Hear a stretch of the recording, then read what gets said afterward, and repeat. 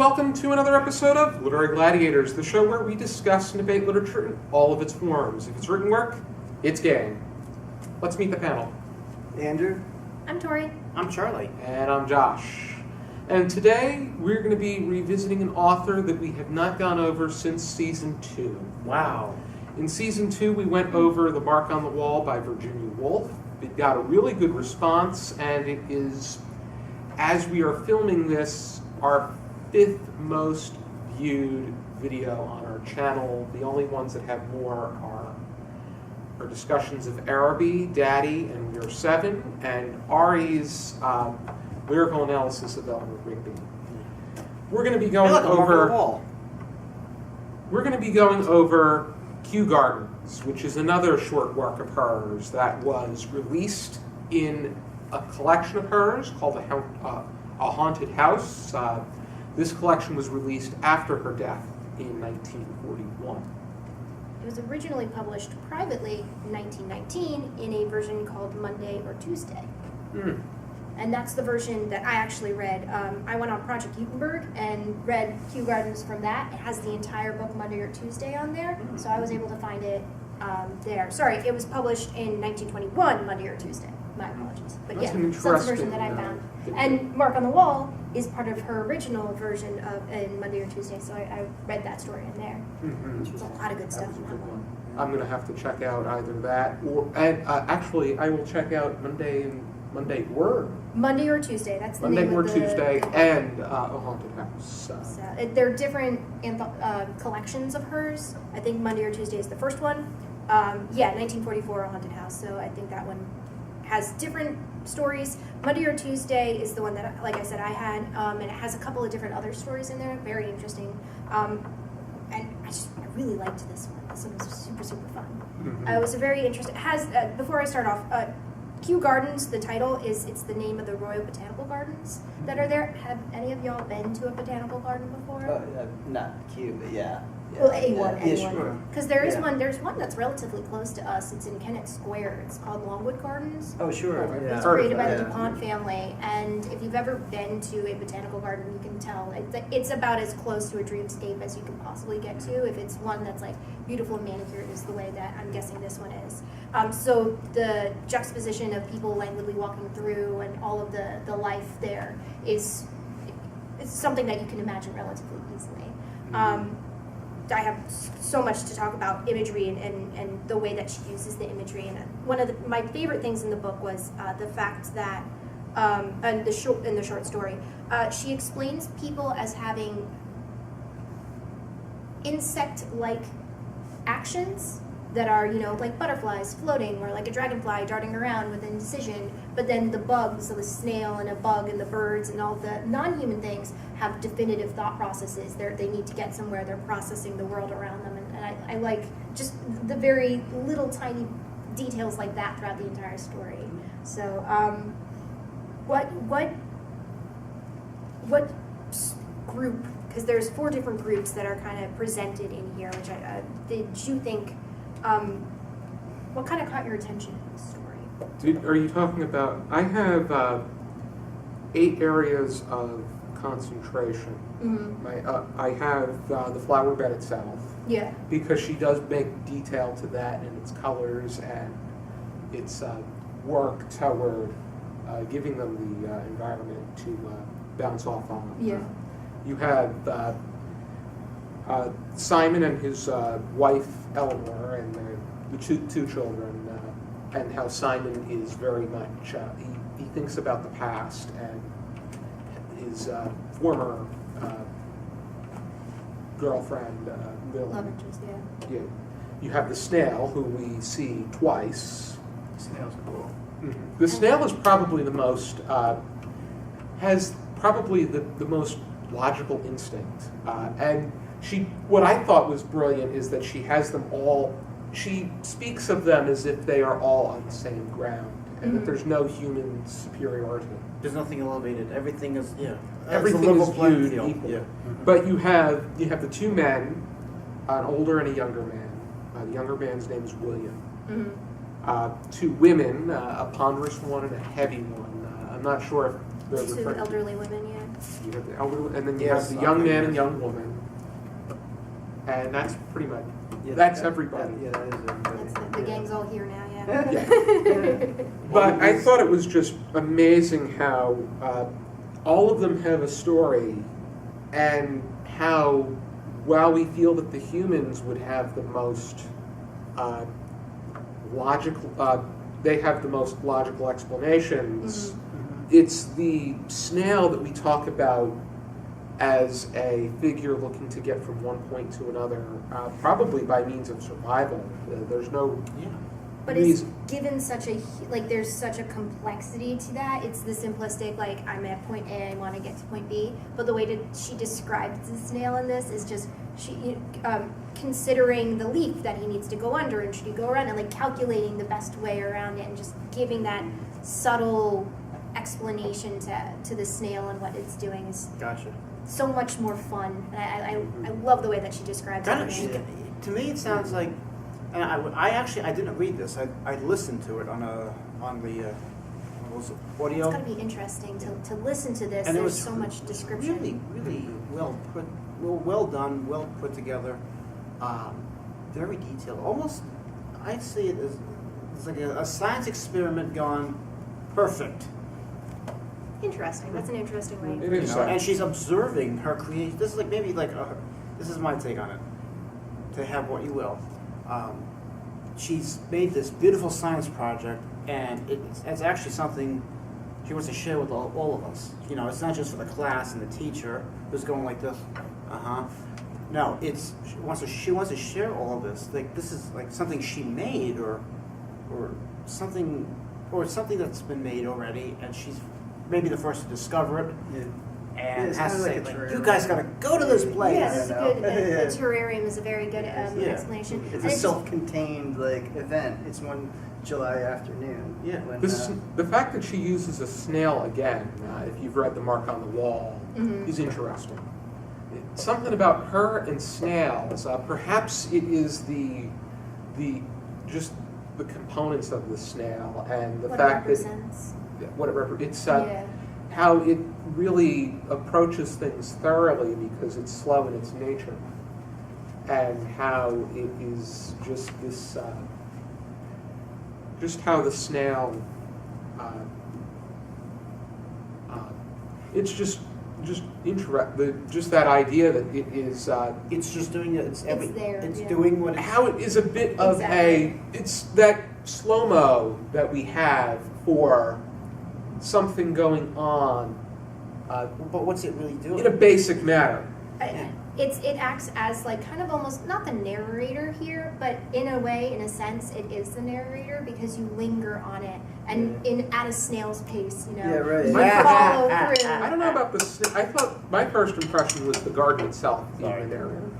You pull out, and I think at the end, like you look down on what is going on. But I to me, it felt kind of almost like this is not a freeze frame, but you're following this one small creature through this one small flower bed that seems inconsequential, but it kind of shows you how interconnected all our lives are. Mhm. Because, you know, in this one small instance, in this pattern of I'm getting from point A to point B, in that amount of time, you have 8 different life lines kind of weave and bob through that entire space. And it shows you how haphazard nature can be. it with slows it down for the observable Yeah. moment. You know. So you got these snapshots. And that's why Yeah. it's a snail for this case. Exactly. Definitely for this case. With the mark on the wall, Slow and I'm not steady. sure. You know, take time. Maybe with that, it just the idea that the mark is a lingering figure. But And I also loved the fact that like she explains all of the flowers as reds and blues and yellows. She never goes into detail. There are so many words, and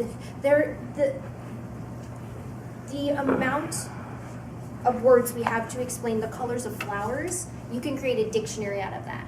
But the fact that she doesn't necessarily go into detail over the flowers, even though the flowers are the central, really kind of the central point here, because everybody's here to see them. Like, Yeah, that was I didn't something think that I about loved. that. She didn't want to bog you down with aubergine and, you know, all these different, like, aubergine was the only word that I could think of. I couldn't think of anything else. I'm sorry about that. But, like, so she uses simple words to explain the flowers while allowing the, like, random happenstance of people walking by and their little snippets of lives to be the central focal point.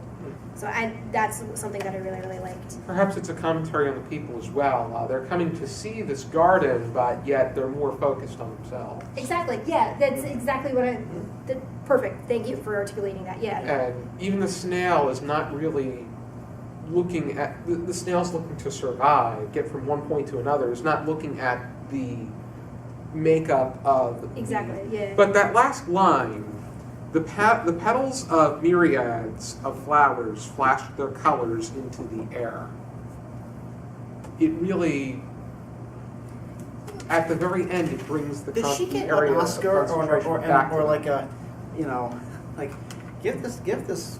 Oscars weren't. Just I the know. fact that She should have gotten one. explaining too. how like life imitates nature in that sense of, you know, flower petals is I saw it as like the voices and the hubbub and the sound that we've created. The flowers, I think she calls them like flower box buses and stuff like that. I don't have the book in Oh front of yeah, me. yeah. It was like a Chinese box, which are Exactly. like there's like puzzles. I kind of like as if it was like this big grinding experiment with like all these wheels. You know, you see all these gears moving, and, like people going through their motions, and like the leaves. That while our lives Uh, seem random, there's yeah, still it's like a natural yeah. pattern to everything. Yeah, all of raw steel turning ceaselessly one within the other. The city murmured. It's like all this like hubbub and commotion in this little oval bed of flower as well. The world grinded around it. And Is well, it- sorry. Oh no, it yeah, it's And how we don't even know. How some of us don't take it. You know, they say take time. Take time to smell the roses. Take time to smell the flowers. You know, sometimes we don't do that. Myself included. I got to do this. I got to do that. Oh my God! And I got to go back there and go back to point A because I forgot something. And we rush. And sometimes we just don't take that time. Because we're too busy thinking, we're too busy focused on ourselves. Exactly. These Like, people are these shoes gonna fit my outfit tonight? Exactly. You know, these I don't normally think that. the young couple talking about trying to figure out like where they're gonna go to eat and We're going- insignificant words used and something that I really liked.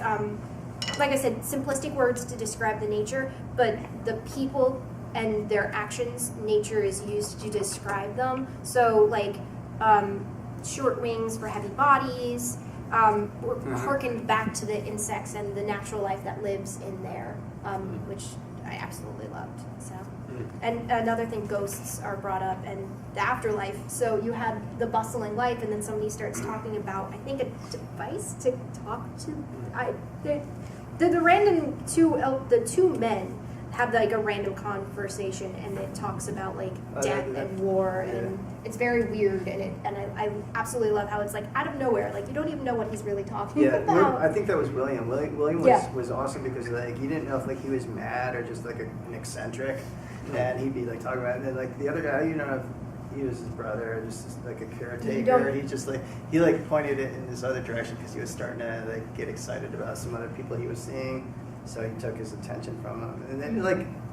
You know, he really struck a chord with like the two ladies afterwards. Oh. They're like kind of like the common working class ladies who are just talking a litany of practical things, and they're just talking. This So is they want to find a amazing. place to go have tea. Yeah. And I think William blew their mind. Because they said they absolutely loved seeing like folks who are like the well refined, like who are absolutely eccentric. So it kind of makes them feel like they're a little bit more human. Which I mean, who here isn't guilty of like people watching?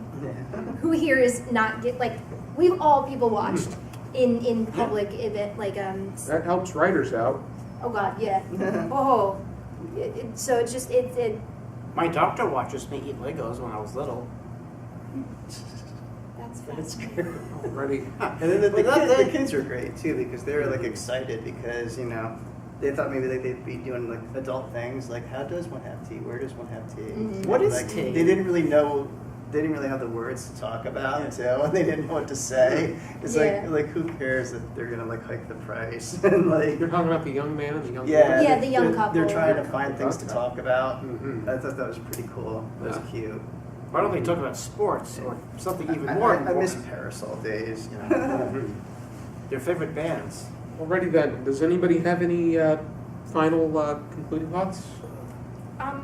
Well, this is an excellent piece of short, like a excellent short story. If you can find Monday or Tuesday and read that, it kind of helps because there's this interconnected, there's a lot of similar, like, ghosts and how ghosts represent in life, which are brought up in here, like pasts and memories and nature and describing nature. And they're so interwoven beautifully Yes. that it kind of creates a bigger picture. I see. So it's wonderful. Is that on Project Gutenberg? Yeah, it's on Project Gutenberg. It's a free website, and it's a website where you can find works of written works that are no longer have like domain issues, and you can find it in various different forms and read it all for free on there. So that's how I found it, and then Project Gutenberg, I know what I'm doing. Yeah, exactly. So you can find That's a lots great of fun website. stuff. Quite Yeah. impressive. So- I'll probably have to get my Wonderful, collection wonderful of spot to be her on. works as well. I have some of her novels. One of them that I want to check out is Orlando, about a man who wakes up as a woman. It really doesn't matter. That sounds interesting. Yeah, so I thought it was a good read. If you're interested in checking this out, I got mine from my short story book. I took a short story class in college, an Aw. anthology of short fiction. I wasn't in that class.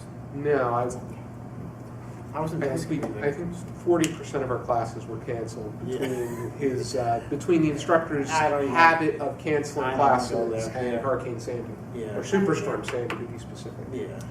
But What's your collection, Andrew? Mine is from the Ocean County Library. It's the complete shorter fiction of Virginia Woolf. Okay, I'm gonna have to look through that at some point before you return it, before we commence. Be sure to join us next time for another episode of Tori Gladiators. For now, keep reading. and take time to smell the roses.